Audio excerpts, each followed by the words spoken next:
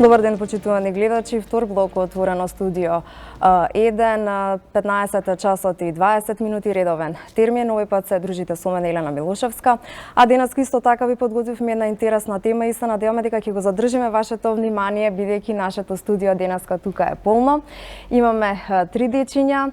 Станува збор за Лара, Лена, Катја и Александар, а исто така и режисерката Виолета Джолева, која што така, која што вие како театарски режисер го режисиравте всушност првиот детски мюзикл.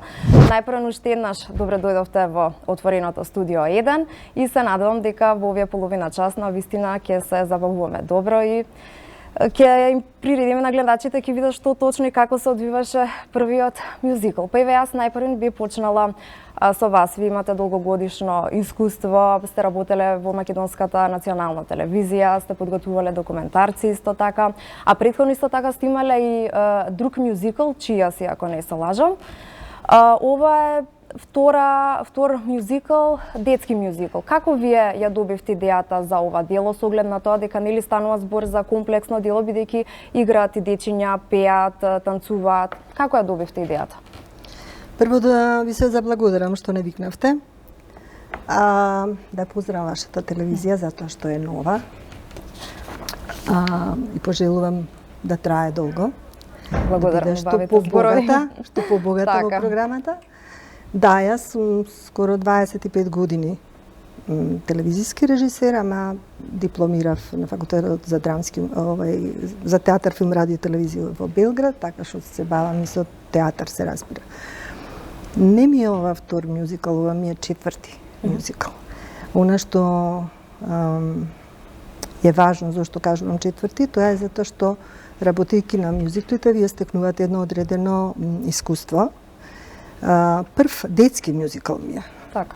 Она што беше интересно за овој мюзикл и зашто се одлучив да го работам, односно да го предложам во театарот за деца и младинци, е тоа што сватив дека во овој период од 45-6 години, колку сум јас режисер, во Македонија не се појавил оригинален македонски производ, да кажам, мюзикл за деца, со деца, за деца.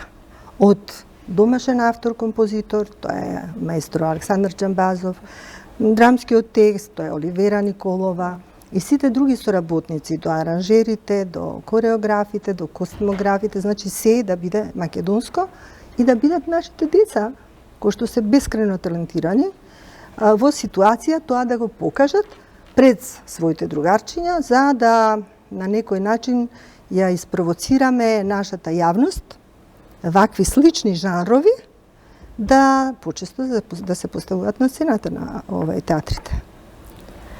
Сметате ли дека, односно, може ли да направите една споредба во однос на вашата работа во Македонската национална телевизија и сега? Колку медиумите обрнуваат внимание на ваков вид на проекти за деца? Да, супер прашање ви е тоа. Да, не ме прашавте, сама ќе ви кажам. Значи, видете, овие песничките кои што се наоѓаат во овој мюзикл, тоа се 15 сонгови, се напишани пред 55 години.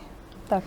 Ги напиша маестро Александар Джамбазов. Замислете, пред 55 години напишани се овие песни кои што денешниве деца со денешново искуство обожаваат да ги пеат и оние кои што ги слушаат во публиката се среќни што ги слушаат и сакаат да ги научат.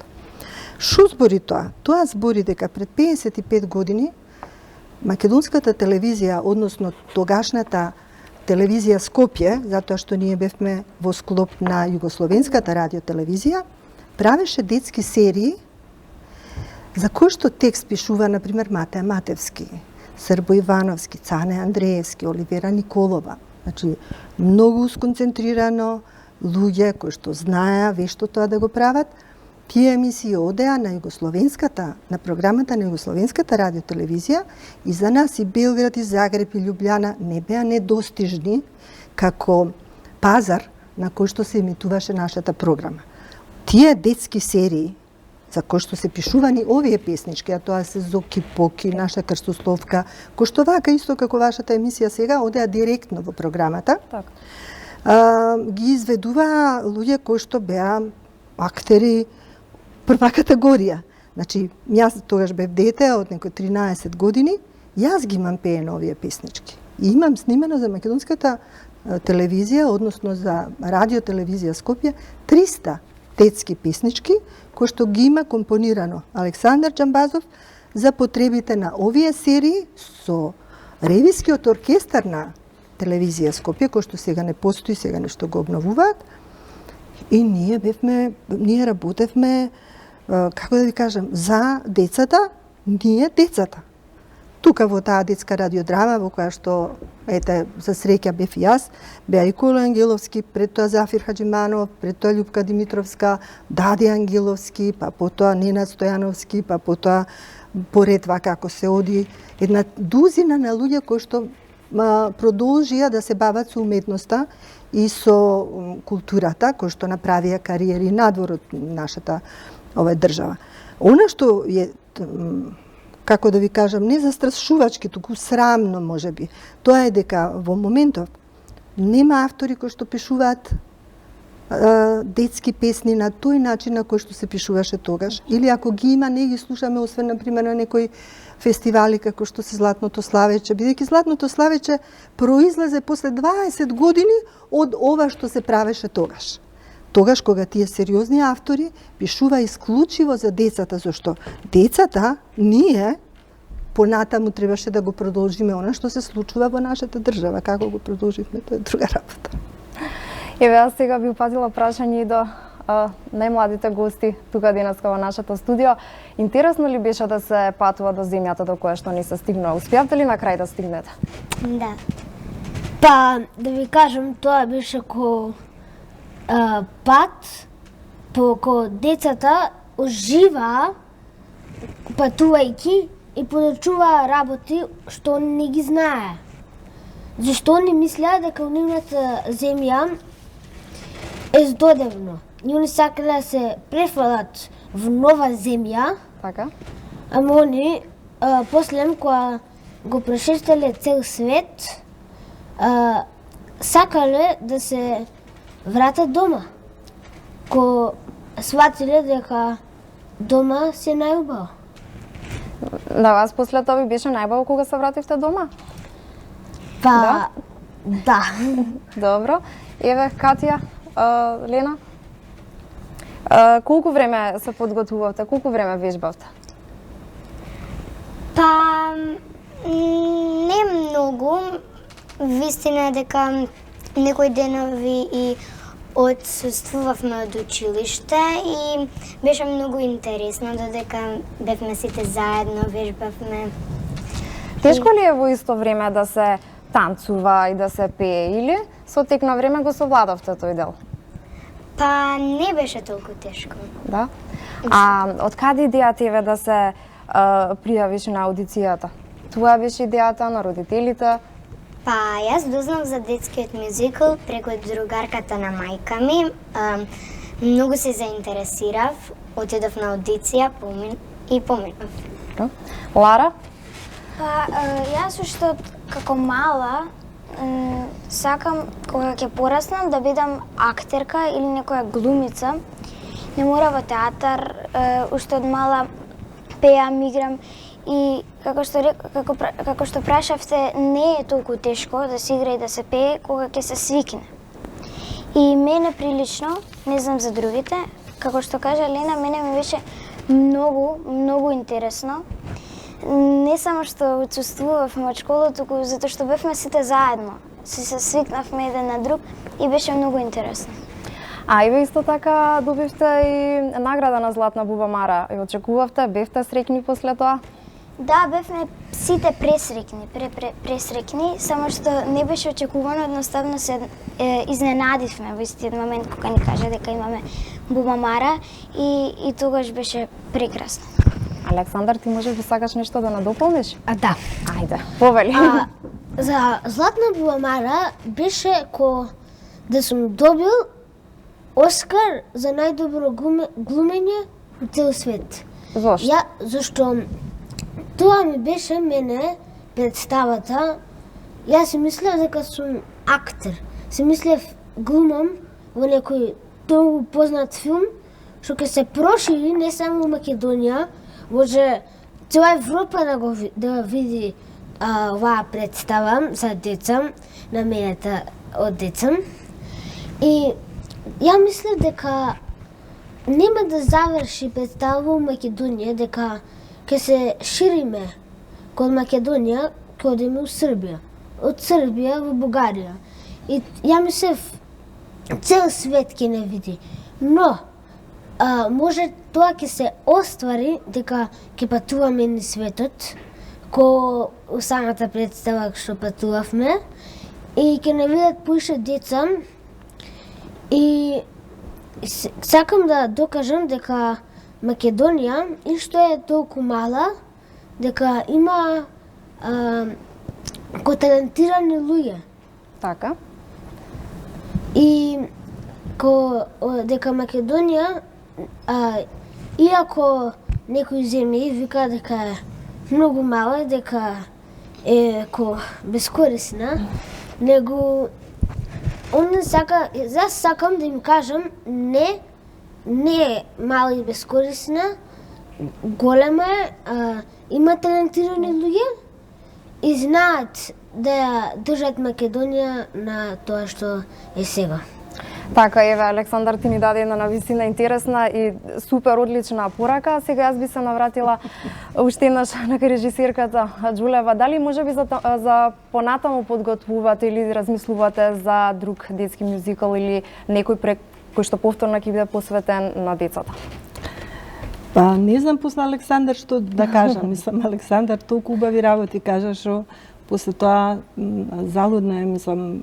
Еве сега само во моментов исто така да ти инсерти од токму од мюзикалот како изгледаше или ние може да погледнеме. Да, сакам да ви кажам две работи, три кои што се можеби битни да се чујат, да ги чујат вашите гледачи. А тоа е вака. Прво, многу сум благодарна на Министерството за култура, затоа што од бараните финансии ни даде само 50%. Зошто сум благодарна? Затоа што мојата екипа, која што е составена од врвни професионалци, затоа овие деца вака зборуваат, затоа ја разбираат глумата и театарот, затоа знаат што работеле. Значи, мојата екипа беше составена од професори, како што се Маја Стефановиќ, драматург, која што направи ревизија на стариот текст на Оливера Николова. Се разбира маестро Џамбазов, но аранжманите ги направи, матриците ги направи Дамир и Мери. Се разбира, музички продуцент беше Александар Митевски и се што се случуваше музичко, вклучително и тоа дека децата пееа, нели, правеа нови снимки, врз база на старите, се случува во студиото на Александар Митевски, кој што е музички продуцент на оваа представа. Потоа тука беше професор Кренаре Невзати, која што ја правеше кореографијата. Па потоа тука беше Елена Дончева, која што направи прекрасни костими. Замислете, вие се правите еден фантастичен тим на професионалци докажани и му кажувате на Министерството, нас ни треба толку пари за костими, сценографија и се понатаму, а Министерството некои си луѓе, кои што вие не ги познавате кои се, не се докажале во ништо, вклучително и министерот кој што не ме познаваше мене која сум, која отидов да се запознам со него, да го прашам зошто ни дал толку малку пари, едноставно одлучуваат да ви дадат 50%. И вие сега седнувате и тука е прашање на тоа дали е целта да се направи ваков мюзикал и да се докаже пред светот ова што Александар го кажува, дали е поважно од тоа да имаме сценографија. Верувајте ми, децата играат во сопствени костими, еден дел од децата. Носат собствена облека од дома. Тоа се машкиот дел. Тоа се глумците, актерите. Александар и неговите уште 5 другарчиња одат во собствена облека затоа што немавме пари да купиме костими за нив. Се откажавме од сценографијата, се откажавме од првичната идеја да направиме спектакл мюзикал, а не мюзиклот да се пикне во убавата, мала, интимна сцена на театарот за деца и младинци, каде што го гледаат по 50 на дечиња со своите родители, зашто таа вкупно собира 100. Нашата идеја беше да направиме спектакл, како што делумно делуваше кога беше во Бубамара, кај што имаше светла, кај што имаше публика многу. Голема и се сцена. разбира, да, сосема од нас се бараше да направиме еден голем компромис во се, во кореографијата на Кренар Невзати, во костимите, во сите работи, и ние фактички представата ја направивме без сценографија. Тука ускочи Емил Петров, на која што сум многу исто така благодарна со своите проекции, и успеавме, затоа што сме автори со искуство, да направиме и од тоа малку нешто што ни е дадено пред идејата на вистина да се создаде тој прв македонски мюзикл како пример за тоа што треба да се работи. Откажувајќи се скоро од своите дел од своите авторски хонорари, го создадовме мюзиклот се, да кажем, не одинат, туку затоа што мислиме дека целта е поважна од она другото. Но сепак целиот продукт на крајот изгледаше сосем Па да, тоа не одлично. мора никој да го знае, Да. го знаеме само ние, ама знаете, не се работи, на компромисите не се прават во уметноста. Луѓето кои што одлучуваат за уметноста и културата во нашата држава исто така се под знак на прашање, зашто не ги знаеме кои се. Тоа не се вистинските автори, тоа се некои други луѓе, може би некоја си администрација или јас веќе не знам кои се тие луѓе што одлучуваат кому, колку и како пари, каква поддршка ќе се даде на театарот кој што сака вакво нешто да направи, на луѓето кои што се ангажирани околу тоа. Сакам да кажам уште една работа на брзинка, а тоа е кога се спремивме да го правиме, кога одлучивме со директорката Кети Илиевска да го работиме мюзиклот сепак и покрај сите тие неуслови, ние имавме аудиција за дечиња на која што се појавија 130 дечиња. И верувајте ми, барем половината беа бескрено талентирани. Да пеат, да играат и да глумат. Беше многу тешко да се одлучиме кој е тој кој што ќе застане на сцената. Привилегијата да застанат на сцена овие 18 дечиња, вклучително и нашите тројца сега тука присутни, да, ја добија, се разбира, заради тоа што беа можеби најупорни, можеби затоа што нивните родители исто така ја поддржаа идејата, се врзаа за таа идеја, па ги донесуваа секој ден. Нивните проби почнуваа после се останато во денот. Тоа беа ноќни проби. Они пробаа секој ден после 7 часот навечер. Значи, овие деца се навистина јунаци, и затоа кога ја добивме и кога ја добивме бубамарата, јас мислев дека ред е да ја добијат они, затоа што они се малите бубамари. Така. Нашето време по полека тука истекува, за жал. Јас се надам дека ние ќе се дружиме во некоја наредна емисија.